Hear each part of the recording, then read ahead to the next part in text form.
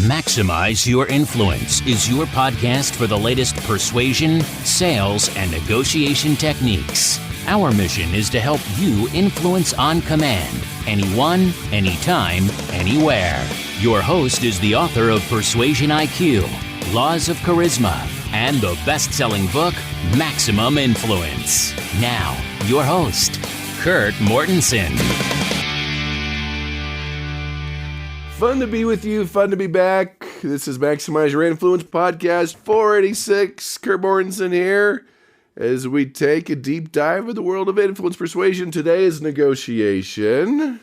Let's look into the FBI, the CIA, hostage negotiators. What do they learn? They spend a lot of time learning about human nature, and that's the key to everything we talk about, from mindset to persuasion to influence to motivation.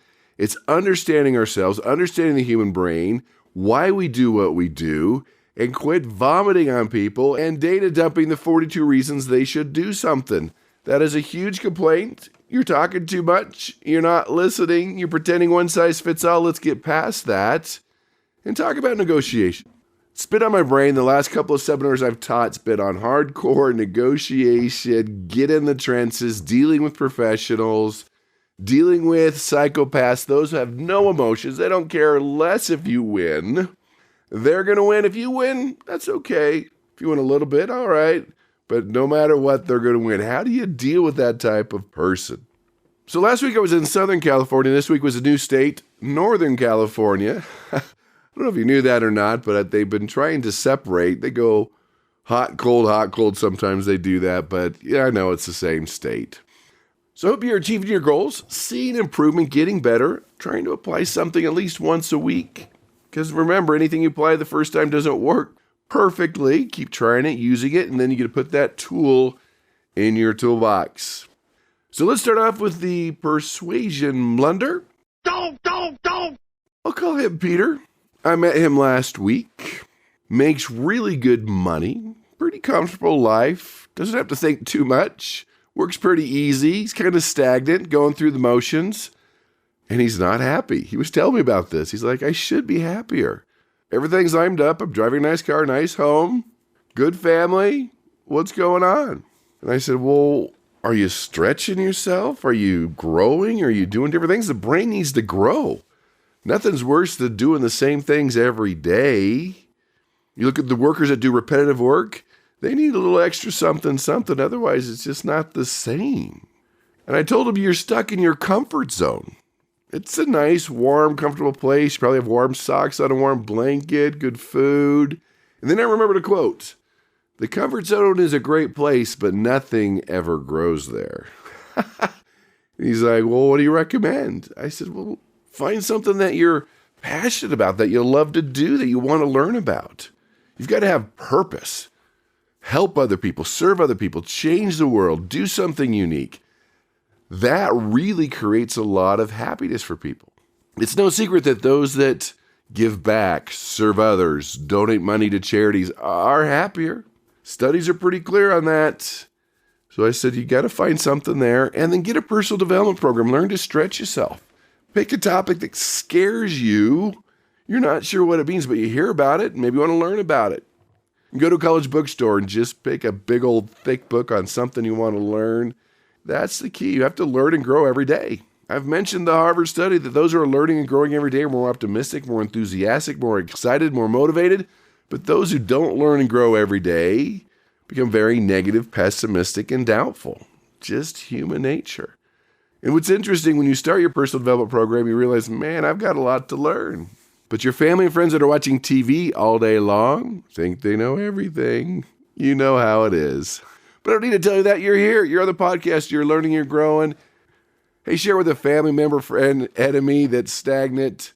Then go to YouTube, iHeartRadio, Google Podcasts, iTunes under Maximize Your Influence. All right. There's a good plug. Let's go to the geeky Scarly article.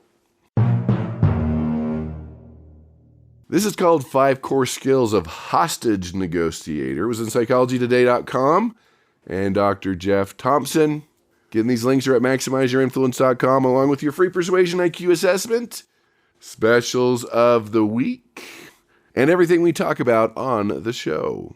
So I've done training for military interrogators.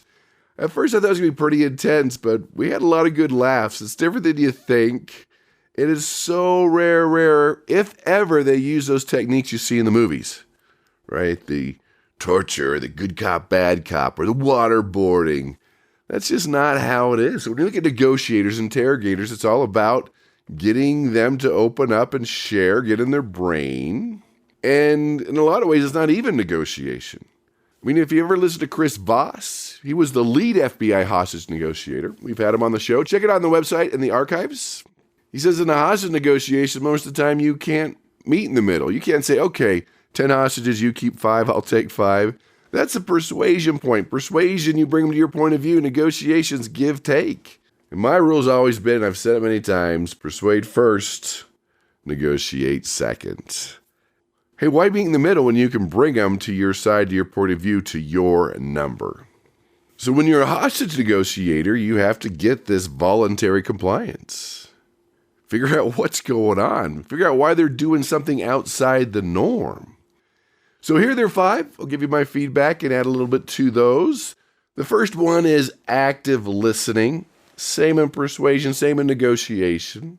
They say using open-ended questions, and that's obvious. You want them to talk as much as they can. To label their emotions. I'll go a step further, say validate it. You don't have to say, oh, you're an angry person, but you can say, hey, I can tell you have a strong feeling for that. So you don't want to discount it. Sometimes when you label it in the negotiation process, they get upset when you're called an emotional person or an angry person. Careful on that. Using lots of silence. Paraphrasing. Basically what that means is, so what you're trying to say, let me see if I get this right to make sure. But hey, this takes a lot of effort. That's why most people don't do it. Because waiting your turn to reply is really not listening. Active listening is with your ears, your eyes, your heart. Why are they saying that? You're reading their body language. You're not phubbing.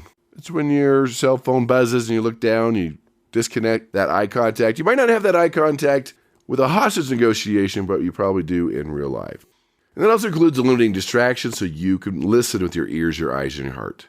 Because the key here is active listening in a hostage situation is important because it keeps them talking. And that's true in persuasion negotiation. You want them talking because when you can ask the right questions, listen, get them talking, they'll tell you everything you need to know to persuade and negotiate with them. Now, what hostage negotiators use is time. They slow things down. The pace is too fast. No, let's back up one step at a time. It's just easier to slow their brain down, get the emotions down, a little blood back in their brain, communicate, figure out what's going on.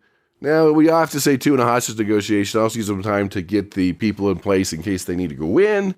Probably don't need that with your negotiation. Now, could you use time in a business negotiation? Sure.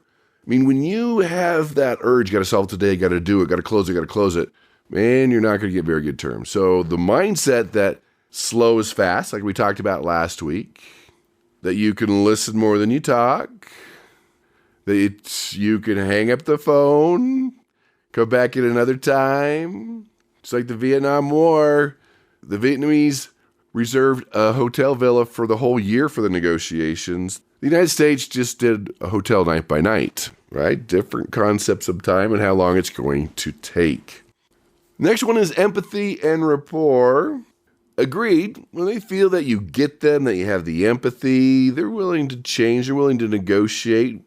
On the business side, when they get that you understand their wants, their needs, their problems, and that you're not a one-size-fits-all trying to shove the only solution in their lap, yes, that creates empathy. And of course, rapport, we've talked about many times, you're a likable person, or at least you're not repelling people. That's also good too. That you're not a mean, rude, negative, suck the life out of you type person. You're a friendly, good person. You're at least smiling. They feel understood. They believe you when you say, I'd be mad too. You have been wronged. I agree with you. There's a connection there. Hey, here's a good one. Influence. Talk about it all the time. Because the goal here is to influence their behavior in a positive way. Because there's a crisis at hand. There might be lives at hand. So again, first, the rule, persuade first, negotiate second. And the final one is control. Now, this also applies to business. Now, this article says if a person is in crisis, the odds are they feel like something important is missing. Control. A person in crisis often feels they have no control over their life, and that is what pushes them into crisis. Making that person be part of the decision process is vital to ultimately getting what you want. So when they feel in control, they can make the decision. They are more in charge than they thought they were. That changes the game. That's what wins persuasion negotiation. And even when you're negotiating a product or a service, when they feel like they're part of the process, you've got their advice, they feel understood, you've listened, you have to question things we've talked about, they feel they have control. When they feel like they have no control, you're trying to make them make a decision, you're telling them what to do, they're not smart enough to do it on their own, that might be pushing a little bit. That is the key. Which brings us to our content and our listener email. Oh boy! This is TJ from Canada. Just I've been negotiating lately with hardcore negotiators, purchasers, buyers, and they keep using this silence on me. It's kind of cheesy. Does it work? Why do they all use it? Am I missing something? A lot of times they won't talk until I do. Well, all right, TJ, welcome to negotiation school. Does silence still work? Because any negotiation boot camp is going to teach you the first one to talk loses. And if you're dealing with the pros, the buyers, the purchasers that talk to salespeople all day long, they're probably going to use silence. It is a powerful negotiation tool when used strategically. It helps you gather information because you're silent, the other person keeps talking. It creates pressure for them to tell you more. And when you get that information, it can help guide the conversation, the negotiation to your advantage. Now, the challenge is when the two negotiators or the two people in the room have been to the same school and nobody wants to talk. And if it's been more than 2 days or maybe 2 hours, we probably should figure something out. Now, many of you are like, well, silence, whatever, that's a silly game. Well, it's part of negotiation, and negotiation is a game. And bottom line, real important, if you don't play the game, you're going to lose the game. If someone has been trained in the game, does the game every day, understands the game, and you won't play the game, you're going to lose the game, just like I said. Like, what does that mean? Well, if you're the type of person like, well, I don't want to do this.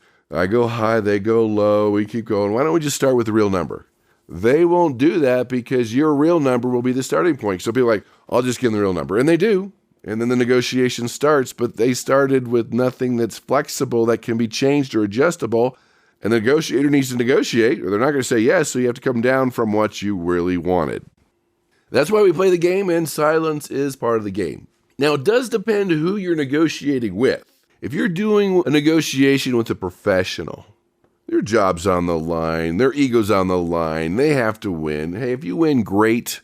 This is war, we're going to win. And when they use silence, that's part of the game. And if you speak first, that's a sign of weakness. Really? You can't play the game? They get you the little, a little pressure, the need to talk. They might be looking at some paperwork, doing some other things. Then there's one that's part of their career. I mean, they might do it weekly or monthly. It's not something they're doing 10 times a day. So when they use silence, it's part of the process. They won't go as long, not try to be as intimidating, but they will use it next to the final offer. Say, look, this is the final offer. Look it over and let me know what you think. Now, rookies aren't used to it. It gets very awkward. Their brain doesn't like silence, and they'll say anything to avoid silence. And that's the challenge. That's what they're looking for. But again, rookies, if you're a rookie, get used to it. It's okay. Now, as we get into negotiation, we're not talking about bargaining. That's what you do in other countries. That's what I talked about. You go high, you go low. That's bargaining. When you're never going to see the person again, you're getting off a cruise ship, something like that. Know that in negotiation, win-win does not mean equal splits. You might get 10% of the pie. In negotiation, they might have a better idea than you. Maybe we can adjust this, fine-tune this, make this better, make this bigger, versus buy this product, this service. So look at those options. It's like the 12-year-old kid, freeway's backed up, no cars are moving, so everyone's walking towards this bridge. A big truck had hit the bridge. Their payload was too high, got stuck, and so they're getting all these other tow trucks trying to pull it out, back it up, go forward out, it's stuck. And the kid tells the police officer, well, why don't you let the air out of the tires? Duh. but sometimes we just not on our radar sometimes when there are better options. So let's talk about silence, using silence, understanding silence. Here's a disclaimer. Again, if both parties have been to the same negotiation school and you felt it's gone too long, I don't know what the number is, 20 minutes? I've heard it go much longer. Especially over the phone, it's much easier to be silent. If you're feeling okay, really it's time to talk, and they're not going to, you can talk if and only if you ask a question. So it still gives you control of the conversation because they need to respond. They still might be silent, but at least you broke that awkward silence for them. So hopefully they can start talking again. So how do we use it? How do we crank it up? Again, let's go back to that active listening. When you're listening with your ears, your eyes, and your heart, you tilting your head, tell me more. You're still using silence. They're going to share more information with you. That could be very helpful. Try to add longer pauses after your questions. You don't need to immediately feel the silence. Gives them time to think, shows them that you're listening, shows you care, which cranks up the empathy and rapport. I would train your brain, and this is tougher than it sounds, is to answer their questions with the question. Because you want to answer. Well, why do you say that? What's a perfect solution look like to you? Well, tell me more. Have you tried that before? Is that what keeps you up at night? Keep them going, keep them talking. Silence can also be used for impact. It's called a pregnant pause. Not sure why. When you look at persuasive presentations, when you pause, you could kind of feel that. That's a pregnant pause. And that pausing before you reply, just a little more impactful. They can feel it. Actual studies do show that pause there is important for them to know that you heard it and that you care. And silence can be good too when there's a lot of emotion in the room. Just let it diffuse a little bit. Now, for some people, it probably could go the opposite of that. Come on, respond. Let's fight. Let's go. So the key is, just like we talked about last week, slow is fast. Be patient. Don't rush it. Maybe they are thinking about something. It can feel a little uncomfortable, but be patient. Just work it through. It's part of the process. It's part of the game. They know they need to make the next move. And I love silence. It just lets them know we're done. This is the final stage. This is it. Take it or leave it. It's time to make a decision. Make sure you've presented me your best offer, and they're considering it. That's what the game is. That's what it's done. Hey, if they want to walk, fine. Maybe you don't have to waste any more time there. Maybe it's another meeting. They need to think about it, do some research. But they know this is it. We're done. We're at the final stage. It is time for you to make a decision. So make a mental note to use it more. Practice using it in non-negotiation situations that aren't stressful. If it's still a challenge, you can role play with someone. You can do mock negotiations with others. That's an incredible exercise to get you better in the world of persuasion negotiation. So you can become comfortable that you can do it, you know how to do it, and it's part of the game to do it. So get comfortable. And the reason is if you're not comfortable, you're going to start talking, saying things you shouldn't, and you're going to start to do self-negotiating. We've talked about that. You know that one, self-negotiation? So monitor this negotiation. It was done deal. And final meeting, CEO, here comes the rep. This is what we're doing. Dot the I's, cross the T's. This is what's going on. Here's our offer. And silence. CEO there sat there in silence, just looked at him, didn't say anything. Didn't smile, just sat there, and they panicked. Okay, came down. The CEO was happy with the first offer. Did it again, went down again. And they got a much better deal just by not talking. So you could use it to your advantage, but don't start talking. Don't start negotiating with yourself. So it's a powerful tool. Use it the right way. Don't create so much discomfort they start to shake or cry. Be professional. This is a key tool to your success. So there we have it. Thanks for being here. Give us some feedback. Send some questions. Check out our advanced training at influenceuniversity.com. In fact, let's make that the special of the week, influenceuniversity.com. Click on the link, do the basic enrollment, and you'll get a lifetime membership to the over 100 tools of persuasion, motivation, and influence. So use silence. See, I just used it right there. Like, is it done? Is it done? Use silence. Practice this week. Become a better negotiator, better influencer, better person, and go out and persuade with power.